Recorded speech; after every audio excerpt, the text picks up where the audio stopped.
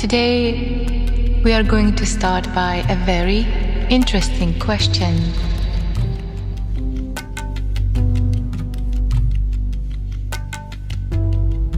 The question is how to unmask the ego. And it is very interesting because most of the time, when we are trying to unmask this ego, who is really doing this unmasking other than the ego itself? Or so it appears. And so today, let's dive beyond appearances, even though of course we're going to include them. And we'll explore this question and I'm going to give you a little practical exercise into the unmasking of the ego. You see, we can't unmask the ego by our effort, by trying to figure something out, because we just end up judging ourselves and other people and comparing how we should be without the ego.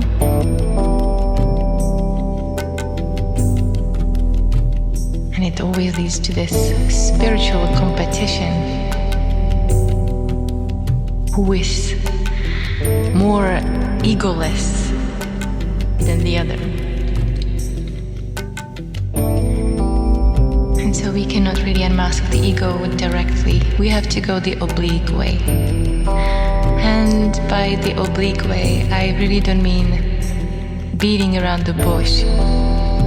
It's simply tricking this sneaky identities.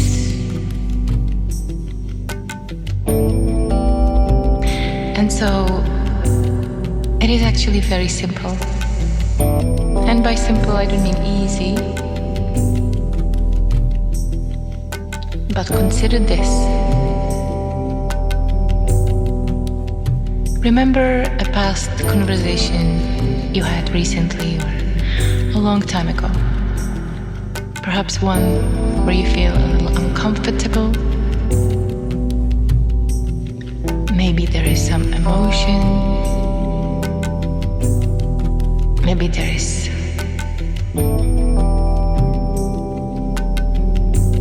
some resignation,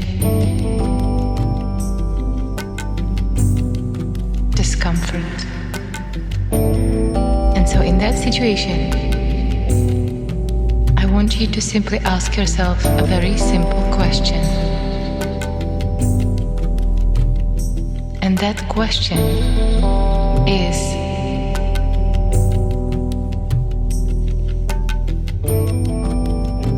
who do I want to be perceived as? Who do I want to be perceived as?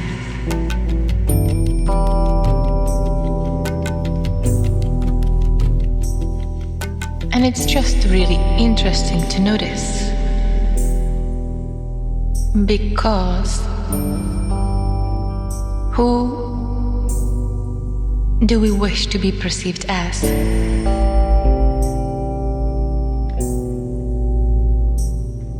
Is it disguising a part of ourselves that we are hiding? So I'll give you an example. Let's say we have a needy person. In reality, there is no such a thing as a needy person, because we each have different experiences, and if we have been deprived of something for a very long time, of course we're gonna have a bigger need. But that's what I'm talking about today. Let's say let's say we have a very clingy person or needy person. And so when this needy person recognizes their neediness and is ashamed of their neediness, and therefore it tries to hide it, they want to be perceived as something else. So they want to be perceived as someone who are very independent. And see, so-called needy people have a very hard time to ask for what they really need.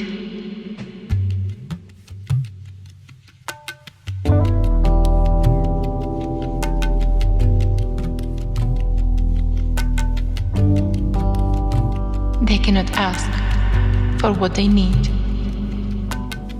because they are so disconnected from that inner part of themselves, because they're putting so much effort into maintaining this outside identity, which desires and wishes to be perceived as someone who is not needy, not clingy. Some of the most needy people are the most independent people you've ever met.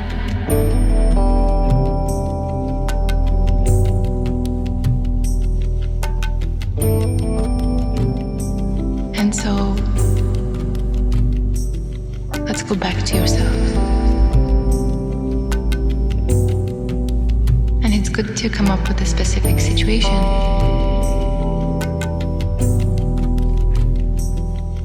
Maybe a memorable moment or conversation.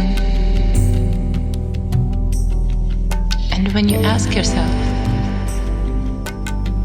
who am I trying to be perceived as? The answer may surprise you.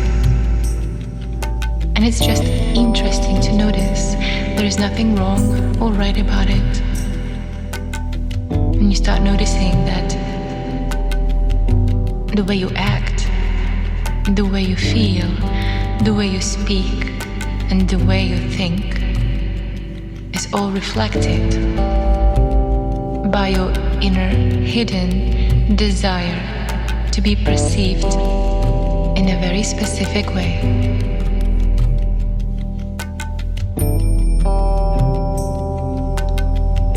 And so, the simple way of unmasking the ego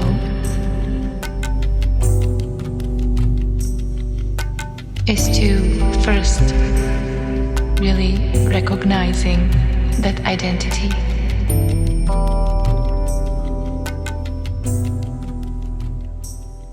And once you put a label on it, once you can name it, it already loses its power because now it's being recognized.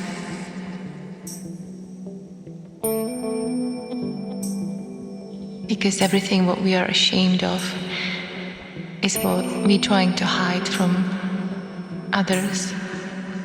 And we are also trying to hide it from ourselves. It's just really painful to be with an image of ourselves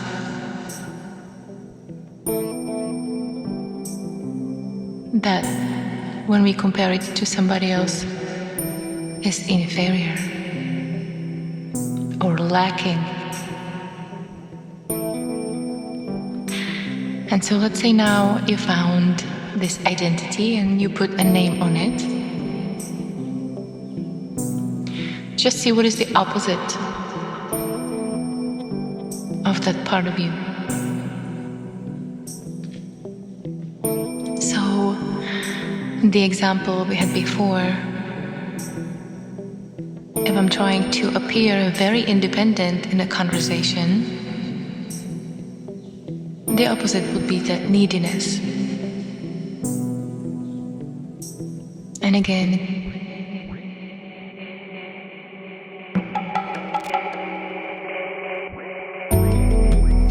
it's very interesting to notice. And what happens when you embrace that part that you've been hiding and unaware of? That part that seems to be in charge of how we speak and think and act, and also how we treat other people, and then how we treat ourselves in our minds, in private, when there is nobody to listen.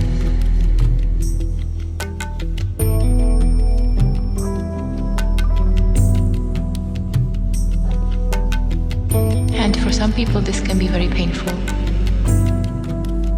but it can also be quite entertaining if you allow yourself to see your life as this game.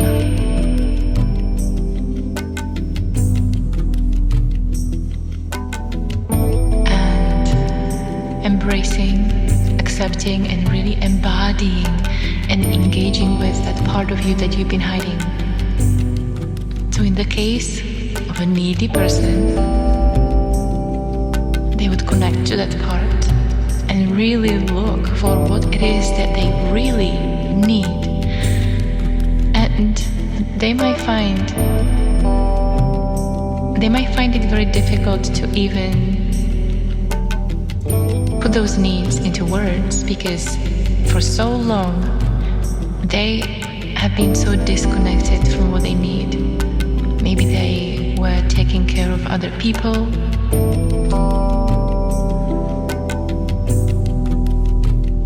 they were working on being so independent, so they never ever have to feel this neediness. And so now you have a chance to fully engage with this part. Make it included in this wholeness that you are, and really asking for what it is that you need and want.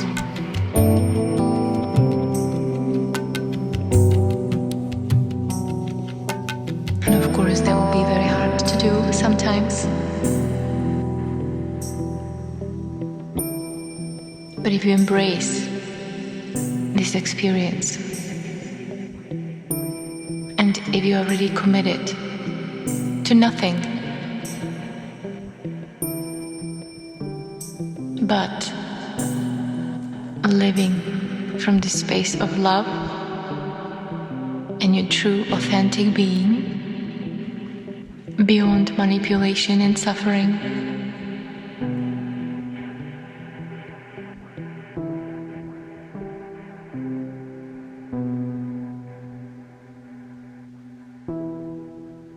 then it's very simple.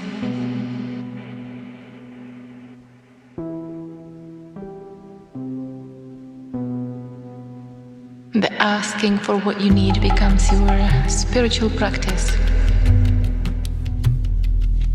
and it will give you way more freedom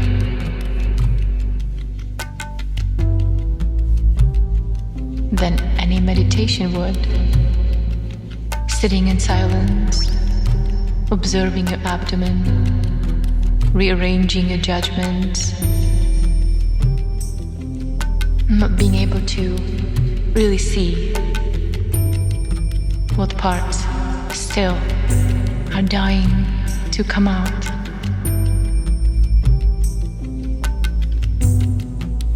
And of course, meditation can be extremely useful.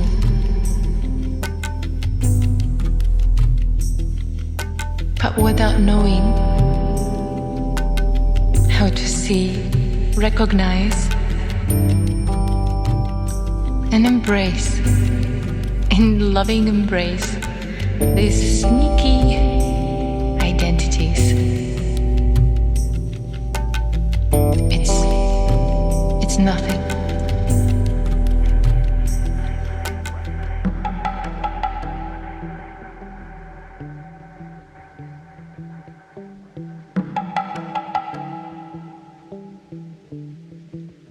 to really be free.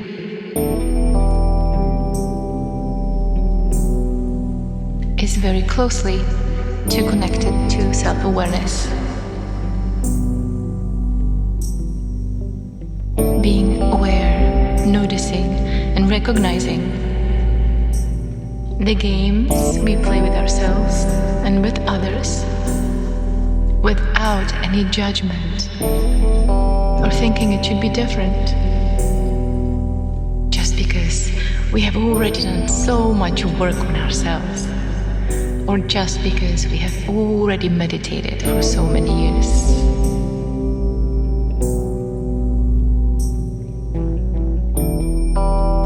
True freedom is only found when your story ends, because it is the end of the one who is trying to change themselves, others, and everything else. And this changing only happens in thoughts, as judgments, comparisons, self-doubts, and suffering. You know, a regular human life.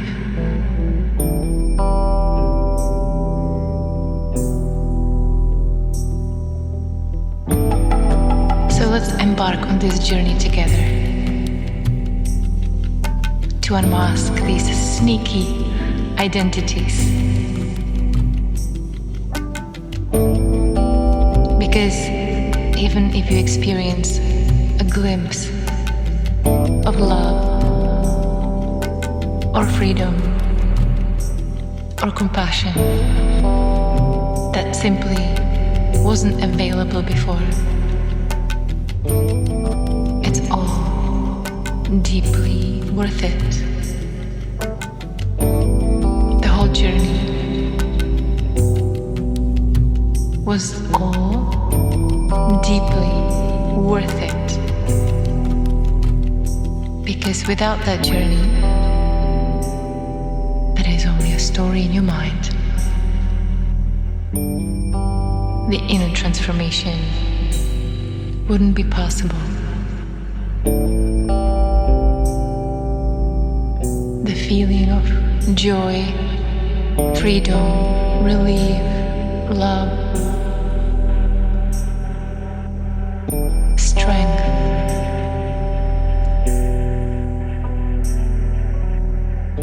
wisdom, forgiveness. It's simply not attainable by any other means.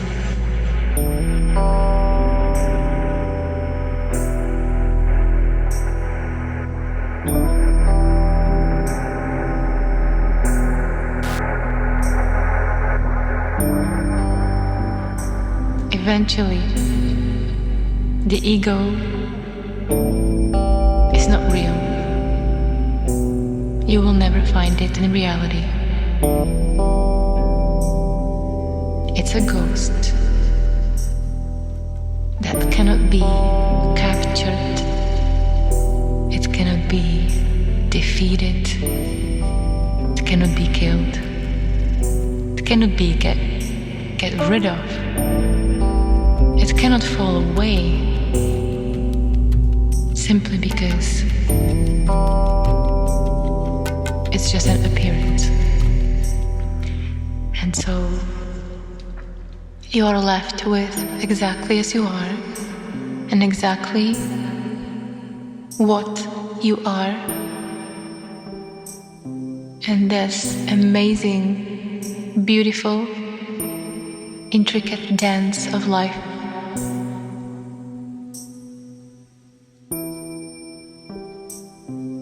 Where illusion and reality dance together, hand in hand, in one's eternal dance.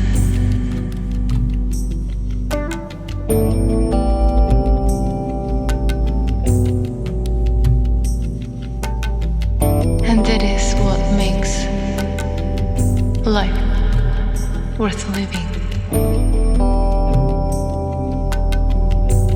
Realizing this brings you to a space where you not only appreciate all the great things in your life, but everything as a whole.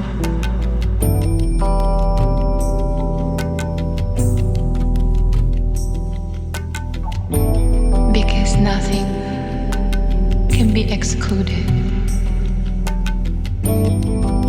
Nobody can be excluded. There is nowhere to go.